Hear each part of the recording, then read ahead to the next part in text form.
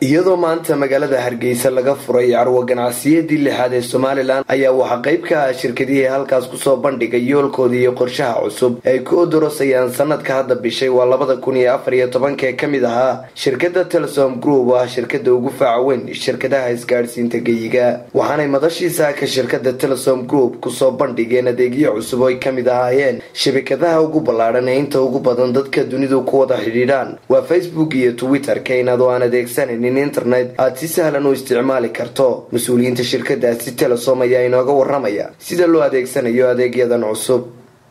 waxa kale oo dadka ugu bishaareynaya Telesom ahaan maanta Telesom Group weeyaan in badan baa Telesom kaliya la arkay laakiin sanadka waxa weeye waa Telesom Group waxaanu kaga soconaa Telesom hooyadiya Salaama Baan iyo Samgas ruuxantii oo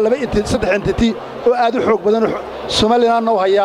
macaamiisha ugu weyn oo ah dad olloga shirkad olloga iswato weeyaan ruuxantii adeegyadana soo bandhigayna waxa kamid ah waxaan ugu talagalnay inaan adeegii guud ahaan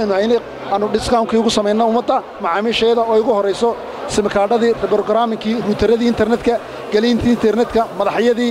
iyo flashadii lagu isticmaalay internetka waxa kale oo nu bishaareynaa inaanu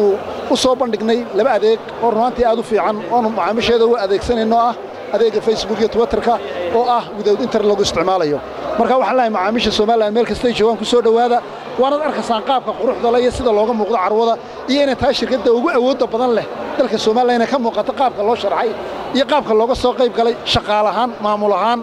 iyo service ahaanba waana maasantiin carwo kasta sida loo nooga bartay inaanu soo kordhino adeeg cusub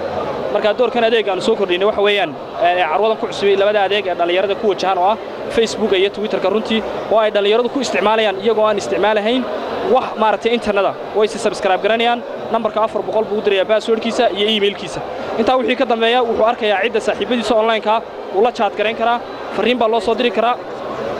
adeegaas wuxuu ku baxayaa bilaa internet qofku kaliya ta numberka 400 ayuu u dirayaa emailkiisa iyo passwordkiisa meel kasta uu joogo mobilka uu isticmaalaya nooc kasta uu yahay qofkaas waxa weeyaan waxa uu kamid yahay macaamiisha Facebook wuxuuna helayaa asxaabtiisa online-ka ahayd meel kasta ay joogaan aad iyo aad u mahadsantihiin geesta kale shirkadda isgaarsiinta Telesom ayaa shahaado sharaf ay ku maamuusayso waxqabadka xukuumadda talada dalka hayse kulmiye iyo guulaha ay ka gaadhay dhanka horumarka la taaban karo ee ka hana qaaday Somaliland guddoonsiisay madaxweyne ku-xigeenka Somaliland adeegan cusub ee shirkadda Telesom soo bandhigtay ayaa dhalinyarada iyo cid kasta ku xidhan shirkadaasiba u sahlaya inay si sahlan u isticmaalaan baraha internetka ee Facebook iyo Twitter-ka Maxamed Yuusuf Bakayle Somsa TV